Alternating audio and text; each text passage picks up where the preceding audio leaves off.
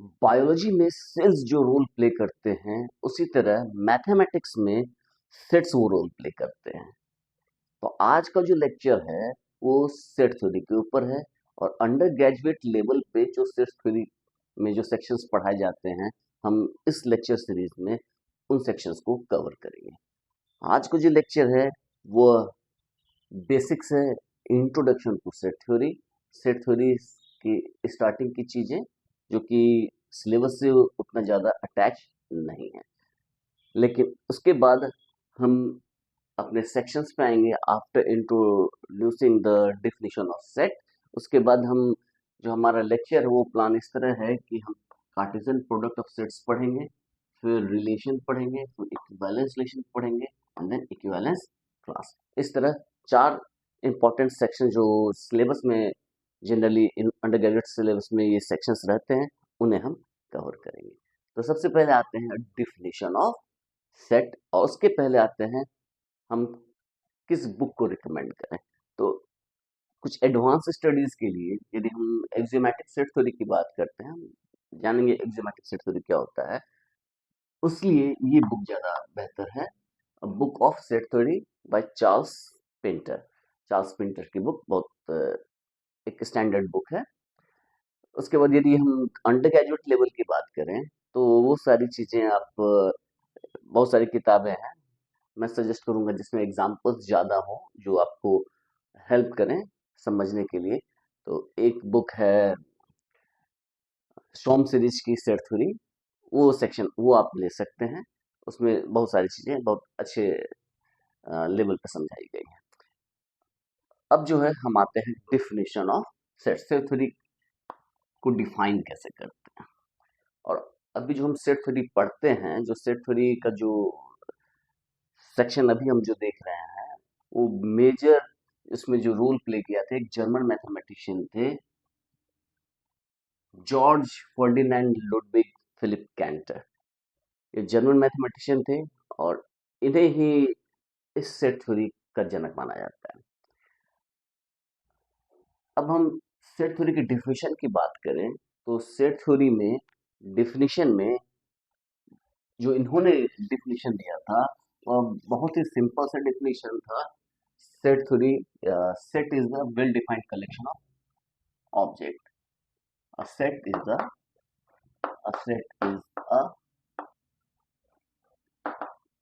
well defined collection of objects। तो ये एक ऑब्जेक्ट्स का कलेक्शन है उसे हम सेट बोलते हैं, लेकिन वो जो डिफिनीशन है ऑब्जेक्ट्स उस सेट के अंदर आएंगे वो वेल डिफाइंड होना चाहिए कि पर्टिकुलर ऑब्जेक्ट जो है उस सेट में बिलोंग करेगा या नहीं करेगा, ऐसा हम पढ़ते हैं। लेकिन ये जो डिफिनीशन है ये आगे जाके दो एक मैथमेटिशियन थे रसेल, एक इंग्लिश मैथमेटिशियन थे, उन्होंने इस डेफिनेशन में एक खामी देखी और उसको उजागर करने के लिए इन्होंने एक पैराडॉक्स दिया, रसेल पैराडॉक्स। हम पैराडॉक्स के ऊपर भी आएंगे।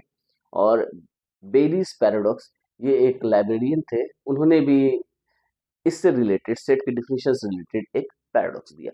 इन दोनों को हम देखेंगे। पहले हम पैराडॉक्स क्या होता है वो समझने की कोशिश करते हैं कि व्हाट इज अ पैराडॉक्स। तो पैराडॉक्स क्या है? पैराडॉक्स एक ऐसा स्टेटमेंट है जो खुद को कॉन्ट्राडिक्ट कर रहा हो। जैसे एक यदि हम एक सिंगल लाइन में बोले तो professional comedians often have unhappy lives. तो ऐसा कि हम कह रहे प्रोफेशनल कॉमेडियन और अ, उनका लाइफ क्या है? अनहैप्पी है। तो ये क्या हो गया? खुद में कॉन्ट्राडिक्टरी बात हो गई कि वो खुश भी है और उसका पर्सनल लाइफ भी हैप्पी नहीं है। तो ये कुछ पैराडॉक्स टाइप की चीजें हो गई। यदि इस एग्जांपल से ना समझते हैं तो एक बहुत ही फेमस पैराडॉक्स है जिसे हम पैराडॉक्स ऑफ कोड बोलते हैं या लॉयस पैराडॉक्स बोलते हैं या फिर प्रोटैगोरस पैराडॉक्स बोलते हैं। ये लॉयस पैराडॉक्स क्या है? तो लॉयस पैराडॉक्स जो है उसमें एक लॉयर है और एक स्टूडेंट है जो लॉ सीखना चाहता है, जो लॉयर है उसका नाम प्रोटैगोरस है, उसी के नाम पे इस पैराडॉक्स का नाम प्रोटैगोरस पैराडॉक्स भी है, या पैराडॉक्स ऑफ कोड भी कहा जाता है। और एक स्टूडेंट है जो कि लॉ सीखना चाहता है, यूथेलस नाम है। तो वो जो स्टूडेंट है वो टीचर के पास जाता है और कहता है कि सर मुझे लॉ सीखनी है, बट मेरे पास सफिशिएंट अमाउंट नहीं है आपके फी को पे करने के लिए। तो जब मैं लॉ सीख जाऊंगा और जब मैं पहला केस अपना जीतूंगा, उस समय मैं आपके पेमेंट को क्लियर करूंगा। तो उनके बीच में एग्रीमेंट हो जाता है, वो एक्सेप्ट कर लेते हैं कि हाँ मैं आपको सिखलाता हूँ। तो जो स्टूडेंट है वो सीख लेता है, और after the completion of this course उसके मन में आता है कि वो लॉ की प्रैक्टिस ना करके वो अपना कैरियर पॉलिटिक्स में बनाएगा।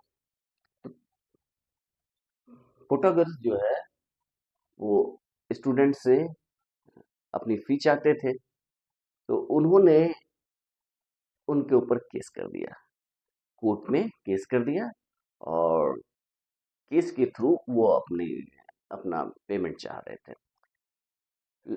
और जो स्टूडेंट है उन्होंने केस लड़ने के लिए एक्सेप्ट कर लिया। अब सिचुएशन देखिए कि क्या है। केस चला गया है कोर्ट में कि पैसा देना है या नहीं देना है।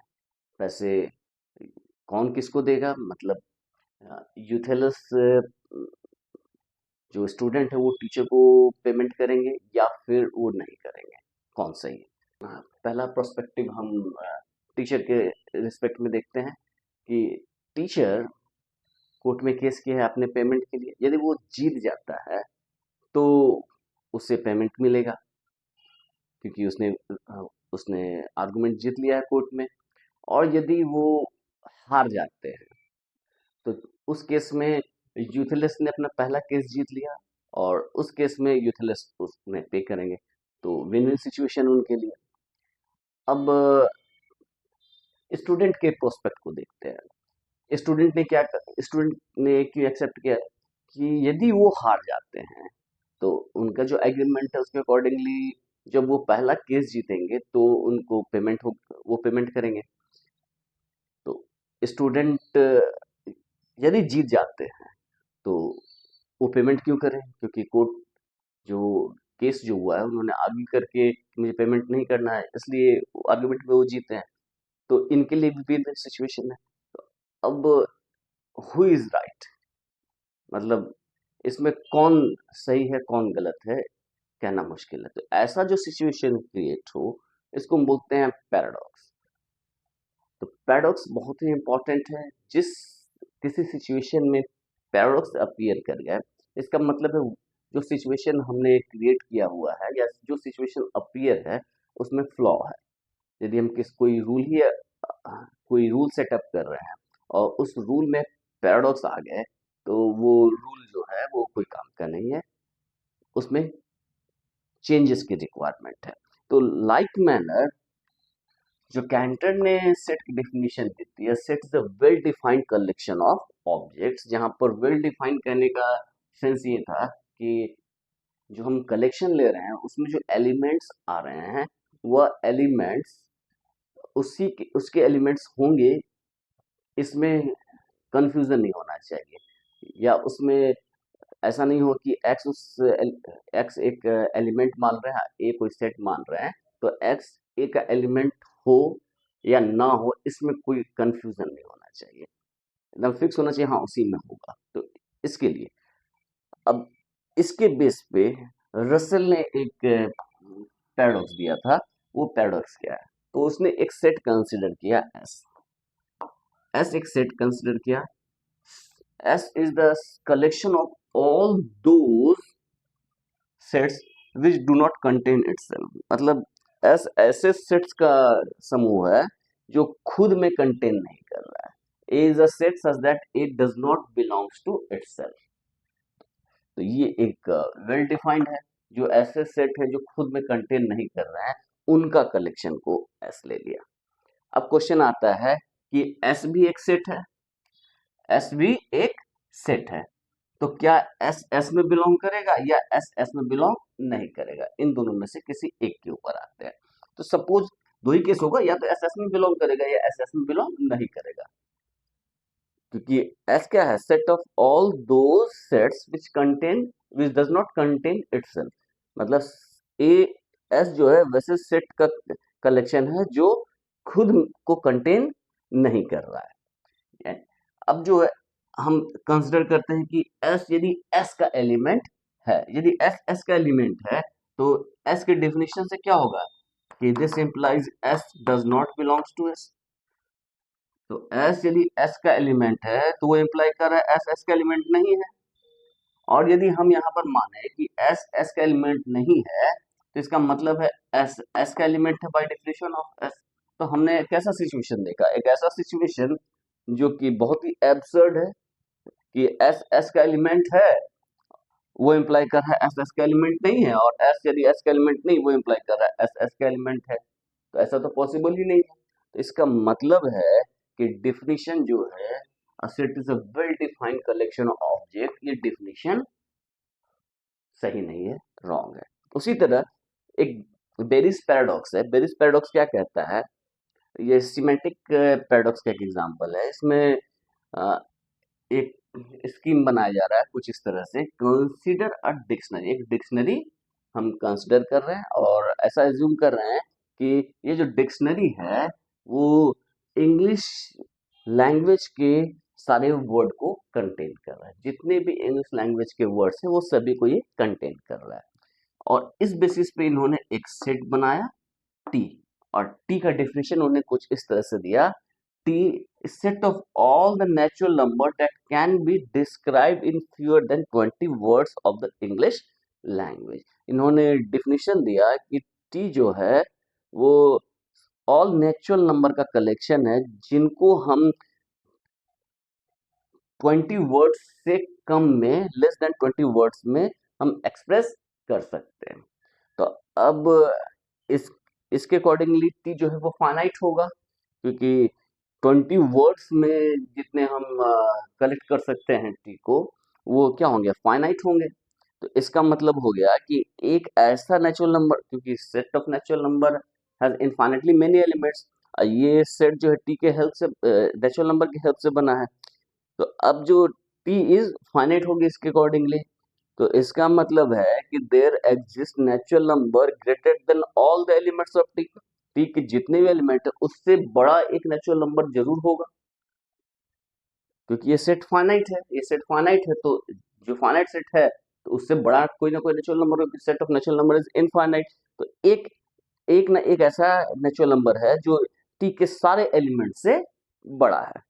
इसका मतलब क्या हो गया, इसका मतलब हो गया कि there exist at least a natural number which cannot be described in fewer than 20 words of English language। इसके अकॉर्डिंगली इसका मीनिंग यही हुआ कि, इसका मीनिंग ये हुआ कि एक ऐसा नेचुरल नंबर एग्जिस्ट करेगा, जो ऐसा नेचुरल नंबर एग्जिस्ट करेगा जिसको हम लेस देन 20 वर्ड्स में एक्सप्रेस कर सकते हैं। अब इस चीज को गौर से देखिए कि ये जो नेचुरल नंबर है जिसको अभी हमने डिस्क्राइब किया, ये इसको हम कितने वर्ड्स में, there exists a natural at least there exists a least natural number which cannot be described in fewer than 20 words of English language।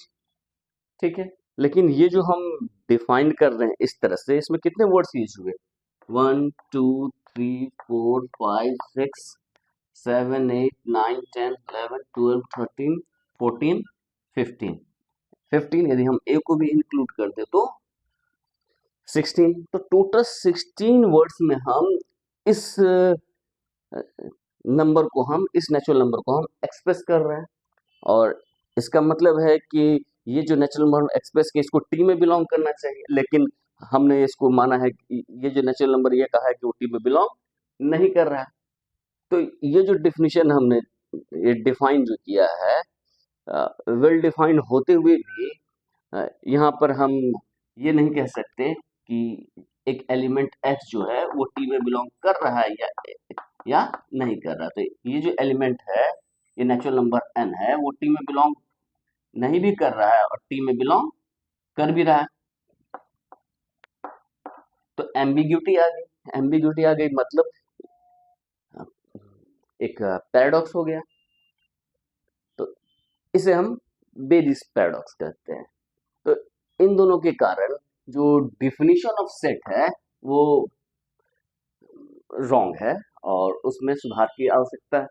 उसके बेस पे फिर हमने सेट थ्योरी का एक अलग ब्रांच ओपन होता है जिसको हम एक्सियोमेटिक सेट थ्योरी बोलते हैं।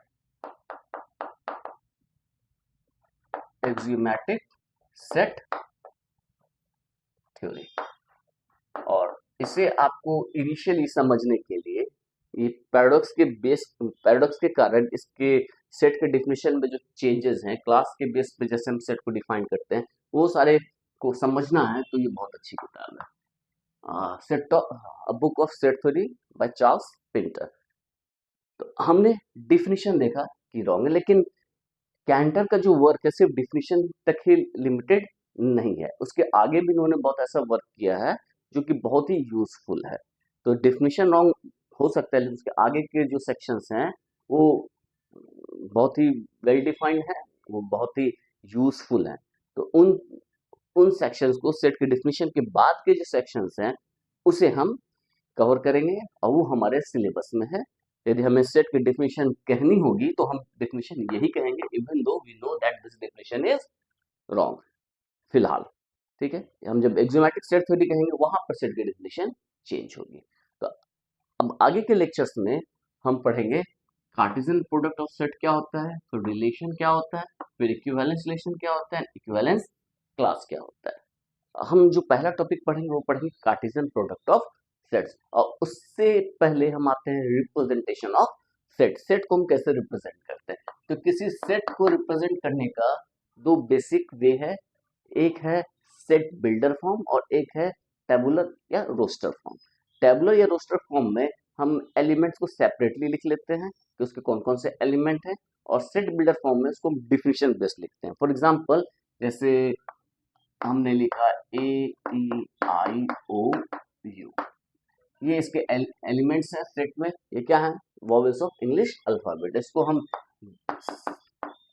सेट बिल्डर फॉर्म में लिखेंगे, यहाँ पे लिखेंगे x such that x is a vowel of English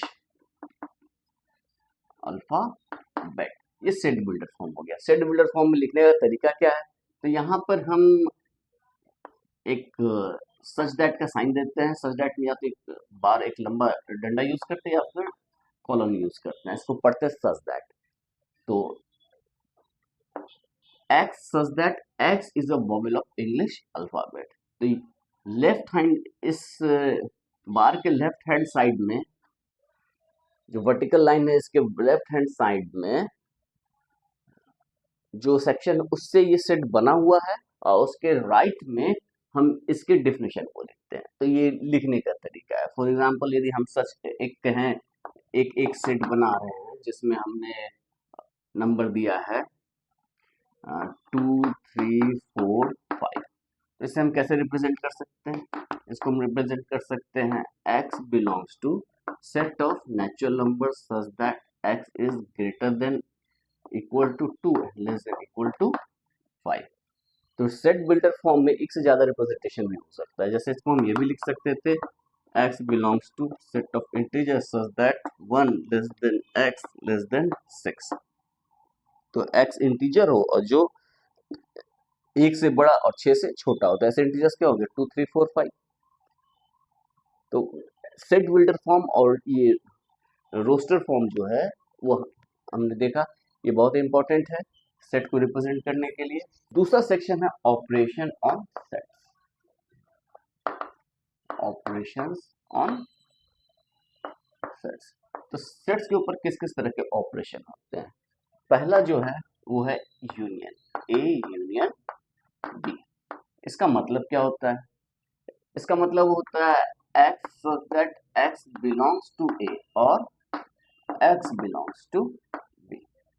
A union B वैसे एलिमेंट्स का कलेक्शन है जहां पर एक्स जो है या तो ए में बिलोंग कर रहा है या फिर बी में बिलोंग करता है। तो यहाँ पर यूनियन के लिए यहाँ और का इस्तेमाल होता है, हम ऐसे समझें। दूसरा जो है वो A intersection B. Intersection B के लिए क्या है, x such that x belongs to A and x belongs to B. तो यहाँ पर इंटरसेक्शन ए इंटरसेक्शन बी वैसे एलिमेंट्स का कलेक्शन है जहां एलिमेंट जो है वो ए और बी दोनों में बिलोंग कर रहे हैं, किसी एक में बिलोंग करने से काम नहीं बनेगा, इसलिए एंड की बात हो रही है। तीसरा जो है वो है ए कॉम्प्लीमेंट। इसमें है x such that x does not belongs to A. और यहाँ पर एक बात है कि जब भी हम कॉम्प्लीमेंट की बात करते हैं तो एक यूनिवर्सल सेट की बात आती है। यूनिवर्सल सेट जो सारे सेट्स का सुपर सेट है और उस सेट के रिस्पेक्ट में हम कॉम्प्लीमेंट की बात करते हैं। तो x belongs to u such that x does not belongs to a। u क्या है, u is an universal set. Universal set जिस कॉन्टेक्स्ट में बात करते हैं वहां u बदलेगा। इसके बाद है a माइनस b। ये क्या है, a minus b। x belongs to u such that x belongs to a but x does not belongs to b। मतलब ऐसे एलिमेंट्स a में से b के एलिमेंट्स को हम रिमूव कर दे रहे हैं। यानी हम a में बात करें 1 2 3 4 5 की और b में बात करें 3 4 की, तो a माइनस b में ऐसे एलिमेंट होंगे जो कि a के एलिमेंट होंगे लेकिन b के एलिमेंट नहीं होंगे, यानी कि 1 2 एंड 5, 1 2 एंड 5। इसमें से 3 और 4 हमने रिमूव कर दिया क्योंकि वो बी में है। तो ये बेसिक 4 ऑपरेशंस जो हैं वो सेट्स के ऊपर कैरीड आउट किए जाते हैं। इसके ऊपर बहुत सारे डिफरेंट सेक्शंस आते हैं। तो हमारा जो पहला सेक्शन है वो कार्टेशियन प्रोडक्ट ऑफ सेट है। Cartesian product of two sets. Cartesian product of two sets की बात करते हैं। हम सपोज करते हैं लेट a एंड b be two sets. a b कोई दो सेट है, then Cartesian product of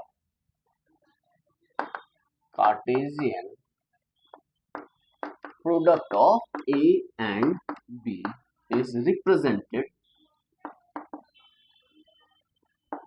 represented by a cross b। Cartesian product a और b को हम a क्रॉस b से रिप्रेजेंट करते हैं and is defined as a cross b is equal to ordered pair a b such that a belongs to a and b belongs to b। तो Cartesian product क्या कहता है, ये set of ordered pairs है। ये जो pair है वो ऑर्डर्ड है। ऑर्डर्ड पेयर कहने का मतलब कि पहला जो है इस पेयर में से जो पहला है वो सेक्शन ए के एलिमेंट्स के लिए फिक्स्ड है और जो दूसरा है वो बी के एलिमेंट्स के लिए फिक्स्ड है। जैसे कि हम ऑर्डर्ड पेयर की बात करें तो जूते की बात करें कि लेफ्ट के लिए अलग है, राइट के लिए अलग है। तो उसी तरह ए क्रॉस बी, जैसे एक एग्जांपल लेते हैं 1 2 3 और बी एक सेट लेते हैं ए बी। तो ए क्रॉस बी के एलिमेंट्स क्या हो जाएंगे, ए क्रॉस बी के एलिमेंट्स होंगे ऑर्डर्ड पेयर, जिसमें से पहला इसमें से और दूसरा इसमें से। तो 1 को ए के साथ लिए, 1 को बी के साथ लिए, फिर 2a 2b, फिर 3a 3b। तो ये ए क्रॉस बी हो गया। ये पॉसिबल पेयर्स हो सकते हैं, ऑर्डर्ड पेयर्स। तो कितने एलिमेंट्स होंगे ए क्रॉस बी में, तो ए क्रॉस बी में जो एलिमेंट होंगे वो ए में एलिमेंट जितने होंगे मल्टीप्लाई बी में जितने एलिमेंट होंगे। तो ए में यदि 3 एलिमेंट था, यदि m एलिमेंट है और b में n एलिमेंट है, तो a क्रॉस b में mn एलिमेंट्स होंगे। ये बहुत क्लियर है। हम जानते हैं सबसेट, एक सेक्शन है सबसेट, सबसेट क्या होता है? A is a subset of B. इसका मीनिंग क्या होता है? मीनिंग होता है कि ए के सारे एलिमेंट बी में बिलोंग कर रहे हैं। इसका मीनिंग होता है all the elements of A are in B. A के सारे एलिमेंट बी में बिलोंग करें तब हम बोलते हैं ए बी का सबसेट है या बी ए का सुपरसेट है। दोनों सेक्शन कहा जाता है। तो सबसेट का ये डिफिनेशन है। यदि हमें शो करना हो ए बी का सबसेट है तो हमें क्या करना, ए के एलिमेंट्स को बी में हमें रिप्रेजेंट करना है। एक बहुत ही इंपॉर्टेंट है equality, equality of two sets. दो सेट दिए हुए हैं A is equal to B. A B का एलिमेंट, ए बी के इक्वल कब होगा? दो सेट इक्वल कब होगा? सेट इक्वल होगा मतलब जो एक के जो एलिमेंट है एसेंशियली बी के एलिमेंट्स होंगे, बी के एलिमेंट जो है वो ए के एलिमेंट्स होंगे, मतलब दोनों के एलिमेंट सेम हो। ऑर्डर भले इधर उधर हो लेकिन वो दोनों एलिमेंट एग्जैक्ट सेम हो। नंबर ऑफ एलिमेंट सेम होना का मतलब इक्विवेलेंट सेट्स, लेकिन सेट को यदि इक्वल होना पड़ेगा उस केस में ए के सारे एलिमेंट बी में होने चाहिए, बी के सारे एलिमेंट ए में होना चाहिए। इसका मतलब क्या होगा? This implies A is a subset of B and B is a subset of A। तो A B का सबसेट हो जाए और B A का सबसेट हो जाए तब हम कहेंगे A is equal to B। जब कभी हमें दो सेट को इक्वल शो करना है तो हमें यही शो करना पड़ता है कि A B का सबसेट है एंड B A का सबसेट है। दोनों होना चाहिए, सिर्फ एक के होने से इक्वल नहीं हो जाएगा। तो इक्वालिटी ऑफ टू सेट्स की बात ये करते हैं। ये है Cartesian product of two sets. तो Cartesian product of three set भी हम इसी तरह डिफाइन कर सकते हैं। तो वो ऑर्डर ट्रिपलेट हो जाएगा। यदि हम A cross B cross C की बात करें, यदि हम A cross B cross C की बात करें तो ऑर्डर ट्रिपलेट हो जाएगा A B C such that A belongs to A, B belongs to B and C belongs to C. तो ये Cartesian product of three set हो गया। इसी तरह हम इसको 4 5 6 किसी के लिए भी हम डिफाइन कर सकते हैं। तो कार्टेशियन प्रोडक्ट ऑफ सेट्स में इसमें हमने ए और बी के ऊपर कोई कंडीशन नहीं दिया कि ए और बी क्या होना चाहिए, एम्प्टी होना चाहिए। एक थ्योरम देखते हैं। थ्योरम कहता है कि A cross B is equal to five. Five empty set के लिए, एम्प्टी सेट मतलब उसके अंदर कोई भी एलिमेंट नहीं है। तो A cross B is empty if and only if A is equal to five और B is equal to five. यदि कोई एक भी फाइव हो जाएगा तो ए क्रॉस बी एम्प्टी हो जाएगा, या यदि ए और बी में से कोई भी एम्प्टी होगा तो ए क्रॉस बी एम्प्टी होगा। ये इंपॉर्टेंट है, इस सेक्शन को हमें प्रूफ करते हैं। प्रूफ बहुत ही सिंपल है। जब भी ए क्रॉस इफ एंड ओनली की बात आती है तो इफ एंड ओनली जो रिजल्ट है उसको दो पार्ट में डिवाइड करता है। तो इसमें एक को एज्यूम करके दूसरे को प्रूफ करना पड़ता है और दूसरे को एज्यूम करके पहले को प्रूफ करना पड़ता है। तो हम कंसिडर करते हैं इम्प्लाई पार्ट। इम्प्लाई पार्ट में कंज्यूम करते हैं, एज्यूम करते हैं, let assuming A cross B is equal to five. हम एज्यूम करते हैं कि ए क्रॉस बी क्या है, फाइव, और हमें प्रूफ करना है इसके हेल्प से यहाँ पर। अब हमारे पास कुछ खास डाटा नहीं है कि यहाँ से वहां पर पहुंचे, तो हम क्या करते हैं, सपोज करते हैं कि ये ट्रू नहीं है। If possible let a is equal to 5 और b is equal to 5 does not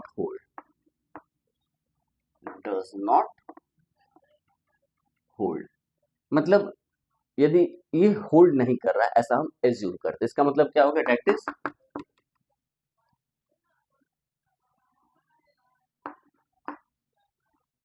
is a is not equal to 5 and b is not equal to 5। अब a और a is equal to 5 और b is equal to 5, इसका negation क्या होगा? इसमें इसका मतलब या तो इसका मतलब क्या है, a is empty और b is empty। कोई एक empty है इसका नेगेशन हो गया कि दोनों ही एम्प्टी नहीं है, इसका नेगेशन नहीं हो गया। तो यदि हम कहें if possible let a is equal to 5 और b is equal to 5 does not hold, इसका मतलब है a is not equal to 5 and b is not equal to 5। ठीक है, इसका मतलब है implies there exist x belongs to a and y belongs to b। तो इसका मतलब यदि एम्प्टी नहीं है तो कोई ना कोई एलिमेंट इसके अंदर है, और b भी एम्प्टी नहीं है तो इसके अंदर कोई ना कोई एलिमेंट है। इसका मतलब है x, y belongs to a cross b। इसका मतलब x y A cross B में बिलोंग करेगा। यदि x y A cross B में बिलोंग करेगा, but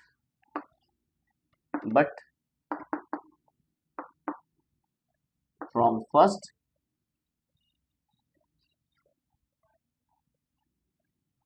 first A cross B, या फिर लिख सकते हैं विच कॉन्ट्राडिक्ट वन। हमने माना है कि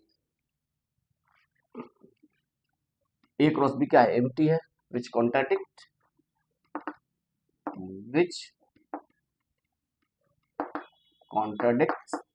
वन को कॉन्ट्राडिक्ट कर रहा है। इसका सिंपल मतलब है कि हमने जो एज्यूम किया वो क्या है, गलत है। Hence our assumption is wrong. So either A is empty or B is empty। तो बहुत सिंपल था। अब हम ऑपोजिट पार्ट करते हैं। हम एज्यूम करते हैं कि ये ट्रू है और इसे हम शो करते हैं। assuming A is equal to 5 और B is equal to 5, या तो A empty है या B empty है, और हमें प्रूफ करना है A cross B is equal to 5। तो हम इसमें भी यही कॉन्ट्राडिक्शन का वे यूज करते हैं प्रूफ करने के लिए। लिखते हैं if possible let A cross B is non empty. यदि A cross B non empty है, implies there exist x, y belongs to A cross B। इसका मतलब A क्रॉस B में कोई ना कोई एलिमेंट बिलोंग कर रहा है। This implies x belongs to A and y belongs to B। This implies A is non-empty and B is non-empty। वो कॉन्ट्राडिक्ट कर रहा है हमारा, इसको हम मान लेते हैं एज्यूमिंग, इसको ट्रू मान लेते हैं। विच contradicts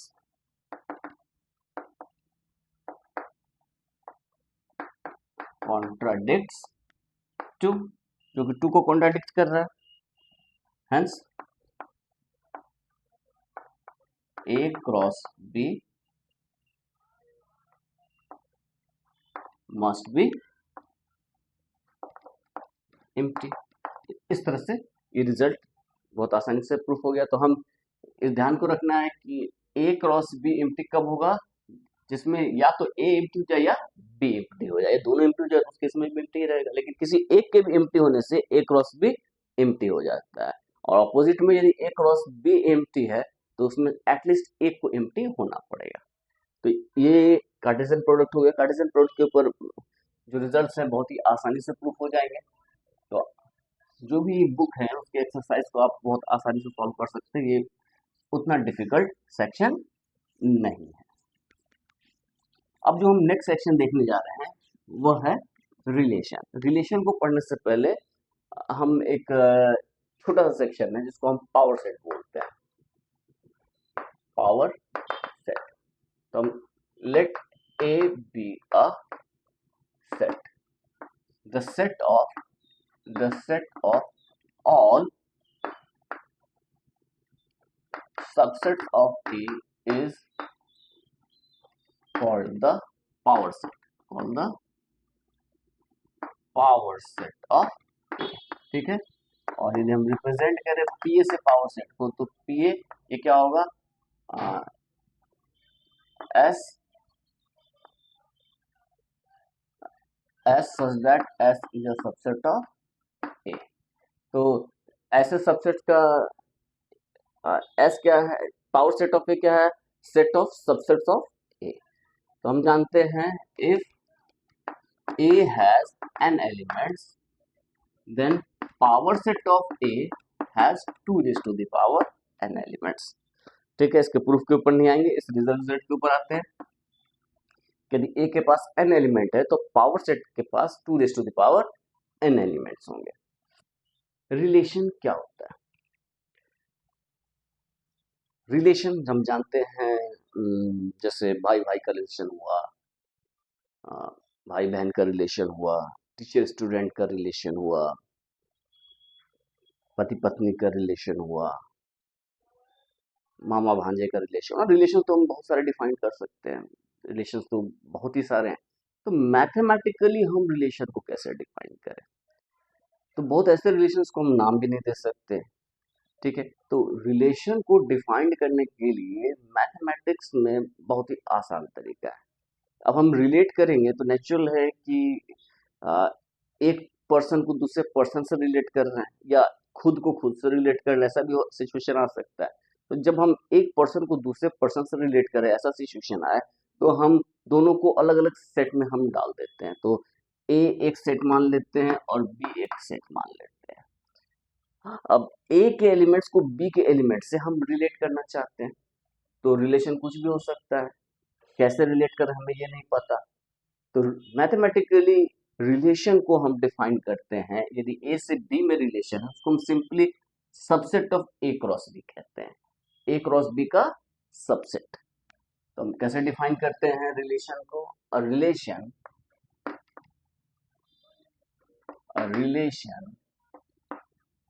from a set A to a set B is a subset is a subset of a cross b। a cross b का सबसेट होगा। तो a से b में हम कितने रिलेशन डिफाइन कर सकते हैं? नेक्स्ट क्वेश्चन है कि a से b में कितने रिलेशन डिफाइन कर सकते हैं? तो जितने a क्रॉस b के सबसेट होंगे, क्योंकि a subset a cross b का जो सबसेट होगा वह एक रिलेशन होगा। अब जितने सबसेट होंगे उतने रिलेशन होंगे। तो यदि if A has m element and B has n elements, then A cross B has mn elements। ये हमने अभी देखा कि A cross B में mn elements होंगे। The number of relations from A to B is equal to, जितने इसके subset होंगे, तो यानी कि power set A cross B के जो पावर सेट हैं उसमें जितने एलिमेंट हैं उतने इसके रिलेशन होंगे, यानी कि 2 raise to the power A cross B में जितने एलिमेंट है, ए क्रॉस बी में जितने एलिमेंट है यानी कि 2 raise to the power m n. तो ए से बी में टोटल कितने रिलेशन होंगे? 2 raise to the power m n. यदि एक बी इनफाइनाइट हो गया तो इनफाइनाइटली मेरे रिलेशंस होंगे। यदि ए फाइनाइट है बी फाइनाइट है तो ए से बी में 2 raise to the power m into n इतने रिलेशंस होंगे। और ये रिलेशंस बहुत ज्यादा है।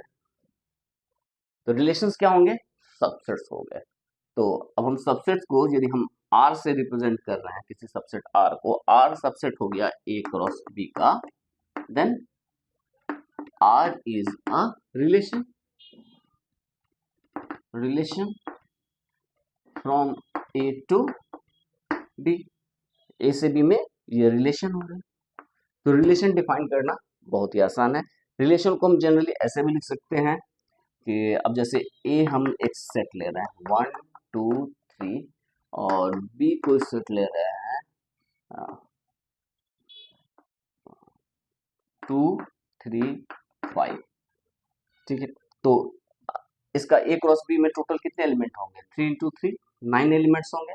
और इसके सबसेट्स हम लेते हैं, जैसे कि हम एक सबसेट ले रहे हैं, इसको हम R1 से रिप्रेजेंट कर रहे हैं 1 1 1 2 1 1 1 2। ये एक रिलेशन हो गया। फिर R2 ले लेते हैं, तो ये क्या हो जाएगा, कुछ भी ले सकते हैं, 2 3 2 5, ये एक रिलेशन हो गया।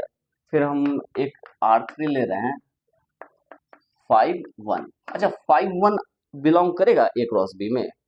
ए क्रॉस बी में पहला एलिमेंट जो है ऑर्डर्ड पेयर का, वो ए में बिलोंग करना चाहिए। तो 5 तो उसमें है ही नहीं, तो 5 1 तो इसके अंदर बिलोंग ही नहीं करेगा, तो ये तो रिलेशन है ही नहीं। ठीक है, इस बात का ध्यान रखना है कि रिलेशन क्या है, सबसेट है। तो सबसेट ए क्रॉस बी का सबसेट ही नहीं होगा, तो रिलेशन कहाँ होगा। अब जैसे हम R3 ले रहे हैं एम्प्टी, तो एम्प्टी तो होगा ही, ए क्रॉस बी का एक सबसेट एम्प्टी सेट भी होगा, तो ये भी एक रिलेशन हो गया। तो टोटल रिलेशन कितने होंगे इस ए से बी में, इस ए से बी में 2 raise to the power 3 into 3 यानी 2 रेज टू द पावर 9, इतने रिलेशंस होंगे ए से बी में। तो इतने सारे सबसेट्स हो गए। अब रिलेशन के बाद, अब रिलेशन हमने देखा। अब जैसे इसी की बात करें, हाँ, R1 की बात करें, 1 1 और 1 2 इसमें बिलोंग कर रहा है, तो इसको हम लिख सकते हैं 1 is R1 related with 1, 1 is R2 related with 2। यदि हम ऐसे बात करें कि यदि x y belongs to R, जहां R कोई रिलेशन है, इसको हम ऐसे भी लिख सकते हैं, this is equivalently can be written as x is related with y. ये दो रिप्रेजेंटेशन हम यूज करते हैं रिलेशन के लिए। एक्स वाई किस रिलेशन आर में बिलोंग कर रहा है, इसको हम इस तरह भी लिखते हैं कि x is related with y. तो ये इंपॉर्टेंट है, इसको ध्यान में रखना है।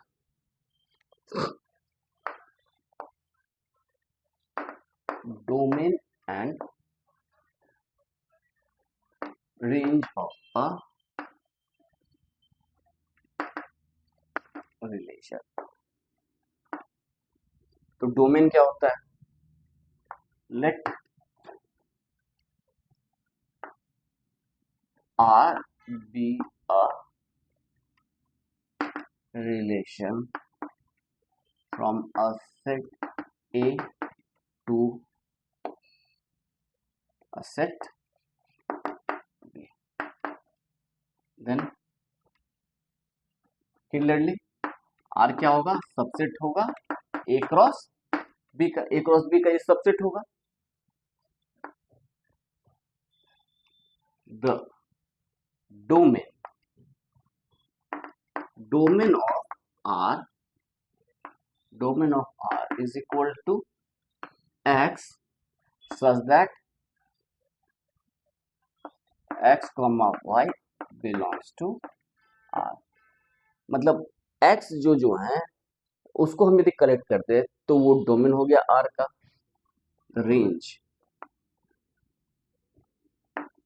Of R is equal to Y such that X comma Y belongs to R। तो हम जैसे एक एग्जांपल लेते हैं।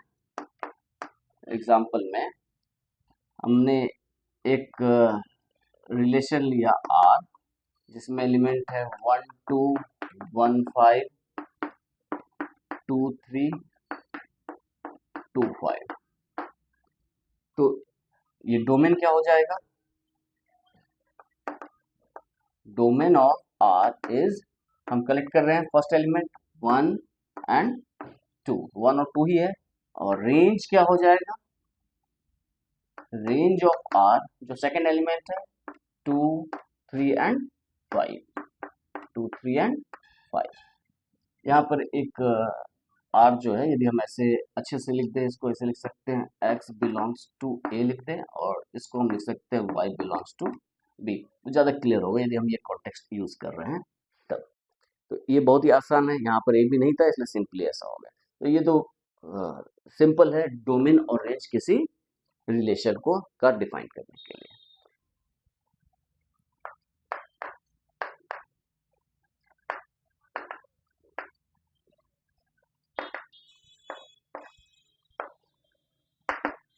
टाइप्स ऑफ रिलेशन पे आते हैं। जो सबसे पहला जो है वो है रिफ्लेक्सिव। रिफ्लेक्सिव रिलेशन क्या होता है, तो हम रिलेशन किसी सेट पर डिफाइन कर रहे हैं, तो सेट यहाँ पर एज्यूम करना बहुत जरूरी है कि हम सपोज करते हैं let A be a set and R be a relation on A। यहाँ पर ध्यान देना है कि किसी एक सेट पे हम रिलेशन की बात करते हैं, मतलब R जो है वो सबसेट है A क्रॉस A का, यानी A से A में रिलेशन को हम रिलेशन ऑन A की बात करते हैं। वहाँ A से B में रिलेशन की बात कर रहे हैं, यहाँ पर रिलेशन ऑन सिंगल सेट का मतलब है A से A में एक एलिमेंट्स को एक एलिमेंट से ही रिलेट करते हैं। Let A be a set and R be a relation on A, then R is called a reflexive relation. R is called reflexive, is called a reflexive relation if x comma x belongs to R for all x belongs to A। Example हम देखते हैं, यदि हम A की बात करें 1 2 3 4 और एक हम इसका सबसेट ले रहे हैं A क्रॉस A का, ये ले रहे हैं 1 1 1 2 2 3 2 2 3 3 3 4, then R is not reflexive क्यों नहीं होगा, as 4 4 does not belongs to R। यदि इसको रिफ्लेक्सिव होना पड़ेगा तो x belongs to R for all x belongs to A, तो A में एलिमेंट्स क्या है 1 2 3 4, तो 1 1 बिलोंग कर रहा है, 2 2 बिलोंग कर रहा है, 3 3 बिलोंग कर रहा है, लेकिन 4 4 बिलोंग नहीं कर रहा है, इसलिए ये जो है वह रिफ्लेक्सिव नहीं है। रिफ्लेक्सिव के डेफिनेशन में इस बात को मेंशन किया गया है कि x belongs to R for all x belongs to A। ये नहीं कह रहा है कि x y इसमें बिलोंग नहीं करेगा, इस बात का ध्यान में रखना। ये 1 2 इसके अंदर बिलोंग कर रहा है, इसके कारण ये रिफ्लेक्सिव नहीं है, ऐसी बात नहीं है। यहाँ पर रिफ्लेक्सिव इसलिए नहीं हो रहा क्योंकि इसमें 4 4 इंक्लूड नहीं है। यदि हम इसमें 4 4 को इंक्लूड कर दें, यहाँ पर 3 3 के बाद हम एक 4 4 इंक्लूड कर देते हैं, तो ये रिफ्लेक्सिव हो जाएगा, देन R इज रिफ्लेक्सिव। ठीक है, इसके हम सारे हटा सकते हैं, बस ये जो 4 है इसको रखना बहुत जरूरी है। इसके बाद आप क्या इंक्लूड कर रहे हैं, क्या एक्सक्लूड कर रहे हैं, वो मायने नहीं रखता। इन चारों में से कोई भी एक मिस हुआ तो ये रिफ्लेक्सिव नहीं होगा। तो हमने क्या देखा कि रिफ्लेक्सिव होने के लिए क्या है कि x belongs to R for all x belongs to, ये हर एक x के लिए हो, तब हम बोलते हैं ये रिफ्लेक्सिव है। रिफ्लेक्सिव वर्ड जो नेक्स्ट आता है उसको बोलते हैं symmetric.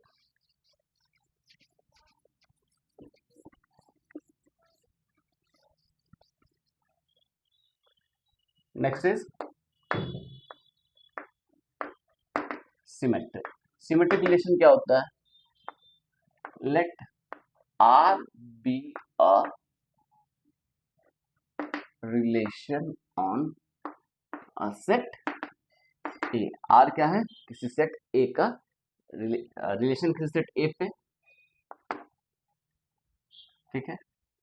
If x y belongs to R imply y f belongs to R, then R is called a symmetric relation. तब हम इसको क्या बोलते हैं, सिमेट्रिक रिलेशन कहते हैं। कहने का एग्जांपल बहुत सिंपल है, जैसे हमने A एक सेट ले लिया 1 2 3 4 और R एक रिलेशन लिया 1 1 2 2 3 3 4 4। तो ये जो रिलेशन है ये सिमेट्रिक भी हो जाएगा और रिफ्लेक्सिव भी हो जाएगा। क्यों, क्योंकि यदि 1 1 इसमें बिलोंग कर रहा है R में, तो 1 1 भी इसके अंदर बिलोंग कर रहा है, x y इसके अंदर बिलोंग कर रहा है तो y इसमें बिलोंग कर रहा है। हाँ, यदि इसमें हमने लिखा रहता कि 1 2 बिलोंग कर रहा है तो ये रिफ्लेक्सिव नहीं होता। क्यों, क्योंकि 1 2 इसमें बिलोंग कर रहा है लेकिन 2 1 इसके अंदर नहीं बिलोंग कर रहा। हाँ, यदि इसको रिफ्लेक्सिव सिमेट्रिक बनाना है तो 2 1 को भी इसमें इंक्लूड करना पड़ेगा। ठीक है, तो इसमें ऐसा नहीं है कि इसमें हर एक 1 2 1 3 3 1 सब बिलोंग करना चाहिए, बस इस कंडीशन को सेटिस्फाई करना चाहिए कि यदि एक्स वाई आर में बिलोंग कर रहा है तो ये इंप्लाई करे वाई एक्स भी आर में बिलोंग करे। बस इसको ध्यान में देखना और कुछ करने की जरूरत नहीं। तो ये हो गया सिमेट्रिक रिलेशन। सिमेट्रिक के बाद आता है सिमेट्रिक से मिलता जुलता, जिसको हम बोलते हैं एसिमेट्रिक, और एक आता है एंटीसिमेट्रिक। एसिमेट्रिक और एंटीसिमेट्रिक में हल्का सा डिफरेंस है। अब आते हैं एसिमेट्रिक। एसिमेट्रिक क्या होता है? जो कि सिमेट्रिक ना हो। जैसे let R be a relation on a set A. If xy belongs to R implies yx does not belongs to R, then R is called asymmetric relation. Is called asymmetric relation. Asymmetric relation. यहाँ ध्यान रखना है, asymmetric called is called an asymmetric relation. तो अब जैसे कि हम example ले लेते हैं कि 1 2 3 4 ये कोई सेट है और R इसका रिलेशन है 1 1 1 2, ठीक है। तो ये जो रिलेशन है वो एसिमेट्रिक नहीं होगा, ठीक है। तो एसिमेट्रिक क्यों नहीं होगा? क्योंकि 1 1 इसमें बिलोंग कर रहा है। क्या कर रहा है कि यदि एक्स वाई बिलोंग करे आर में तो वाई एक्स आर में बिलोंग नहीं करना चाहिए। यहाँ एक्स वाई आर में तो बिलोंग कर रहा है, लेकिन वाई एक्स भी इसमें आर में बिलोंग कर रहा है। 1 1 बिलोंग कर रहा है और इसको रिवर्स कर रहे हैं, वो भी 1 1 ही हो रहा है, वो भी इसी के अंदर बिलोंग कर रहा है। तो ये एसिमेट्रिक नहीं है। यहाँ गौर करने वाली है, सिमेट्रिक भी नहीं है। सिमेट्रिक होने के लिए 1 2 बिलोंग करे तो 2 1 बिलोंग होना चाहिए। तो ये ऐसा रिलेशन है, ना ही सिमेट्रिक है ना ही एसिमेट्रिक है। तो ऐसा नहीं है कि यदि कोई रिलेशन सिमेट्रिक नहीं हुआ तो वो ऑटोमेटिकली एसिमेट्रिक हो जाएगा। सिमेट्रिक ऐसा रिलेशन हो सकता है जो ना ही सिमेट्रिक हो ना ही एसिमेट्रिक हो। तो ये रिलेशन ना ही सिमेट्रिक है ना ही एसिमेट्रिक है। अब आता है एंटीसिमेट्रिक, कुछ इसी से मिलता जुलता है। एंटीसिमेट्रिक, एंटीसिमेट्रिक जो है वो ये जो कंडीशन है कि x y belongs to R और वाई एक्स को आर में बिलोंग नहीं करना चाहिए, ये थोड़ा हार्श हो जा रहा है। इसमें 1 1 जो सेक्शन उसको भी ये साइड लाइन कर दे रहा है। लेकिन हमें क्या करना है कि कहीं कहीं उस सेक्शन की जरूरत पड़ जाती है, तो हम क्या करते हैं कि एक नया रिलेशन डिफाइन करते हैं, उसमें जो इक्वल वाले सेक्शन उसको हम रहने देते हैं। तो उसके लिए जो डिफिनेशन है उसको हम एंटीसिमेट्रिक से डिफाइन करते हैं। क्या है antisymmetric? Let R be relation on a set A if x y belongs to R and y x belongs to R implies x is equal to y। यदि एक्स वाई आर में belong कर रहा है, y x भी R में belong कर रहा है, ये क्या इंप्लाई करे? x is equal to y। तब हम बोलते हैं कि रिलेशन क्या है? एंटीसिमेट्रिक। जैसे कि हम एक कोई एग्जांपल ले रहे हैं 1 2 3 4 और आर एक रिलेशन ले रहे हैं 1 1 1 2 2 1। तो ये जो रिलेशन है ये सिमेट्रिक तो है, एसिमेट्रिक नहीं है। और ये एंटीसिमेट्रिक है कि नहीं? एंटीसिमेट्रिक होने के लिए क्या कह रहा है कि 1 implies 2 एंड 2 implies 1। ये इंप्लाई होना चाहिए 1 is equal to 2। तो 1 is equal to 2 हो रहा है? नहीं हो रहा है। तो ये एंटीसिमेट्रिक नहीं है। तो एंटीसिमेट्रिक होने के लिए क्या करना चाहिए कि इस तरह का पेयर नहीं हो, 1 2 हो लेकिन 2 1 ना हो, 1 1 हो। तो ये रिलेशन जो था ये एंटीसिमेट्रिक है। ये क्या है? Anti symmetric. तो एंटीसिमेट्रिक ने क्या किया कि जो इक्वल वाले सेक्शंस उसको तो रहने दिया, लेकिन जो अनइक्वल सेक्शंस है यानी कि एक्स वाई, जहां पर x not equal to y है, वहां वाई एक्स को आर में बिलोंग करने से सीज कर दिया कि वाई एक्सिस में बिलोंग ना करे। तो एंटीसिमेट्रिक रिलेशन ये हुआ। तो एग्जांपल्स तो आप तो क्लियर है कि ये एंटीसिमेट्रिक रिलेशन क्या हो गया। इसके बाद एक रिलेशन है, इसको बोलते हैं ट्रांजिटिव। Transitive relation. तो ट्रांजिटिव रिलेशन क्या हो गया? ट्रांजिटिव बहुत ही सिंपल है। Let R be a relation on a set if xy belongs to A and yz belongs to A implies xz belongs to A, then sorry R है यहाँ पर R, then R is called a transitive relation। Example देखते हैं इसके। Example में suppose कीजिए एक set है 1 2 3 4 और R एक रिलेशन जिसमें 1 1 है, 1 2 है, 2 1 है। ठीक है, तो हमने देखा 1 2 2 1 1 1 इसके अंदर बिलोंग कर रहा है, तो ये कैसा रिलेशन है? ट्रांजिटिव है। हाँ, लेकिन यहाँ पर यदि हम 1 2 और 2 3 रख लेते हैं सपोज कीजिए, तो ये रिलेशन ट्रांजिटिव नहीं है। क्यों? क्योंकि 1 2 और 2 3 इसमें बिलोंग कर रहा है, लेकिन 1 2 और 2 3 1 3 इसके अंदर बिलोंग नहीं कर रहा। हमने क्या देखा कि एक्स वाई वाई जेड यदि बिलोंग करे तो एक्स जेड भी बिलोंग करना चाहिए। यहाँ पर देखिए 1 2 और 2 3 बिलोंग कर रहा है, तो इसके अंदर 1 3 को भी बिलोंग करना चाहिए था ट्रांजिटिव होने के लिए, लेकिन 1 3 इसके अंदर बिलोंग नहीं कर रहा है, इसलिए ये जो रिलेशन है वो ट्रांजिटिव रिलेशन नहीं होगा। हमारा जो नेक्स्ट टाइप ऑफ रिलेशन है वो है इक्विवेलेंस रिलेशन, और दूसरा जो मोस्ट इंपॉर्टेंट है वो है फंक्शंस। ये जो दो तरह के रिलेशन हैं ये खुद में एक बड़ा सेक्शन है, उसे इसके साथ ना अटैच करके इसे हम सेपरेट लेक्चर में कवर करते हैं। तो नेक्स्ट लेक्चर में हम इक्विवेलेंस रिलेशन और उससे रिलेटेड थ्योरम पढ़ेंगे। उसके बाद जो नेक्स्ट लेक्चर होगा वो फंक्शंस के ऊपर होगा।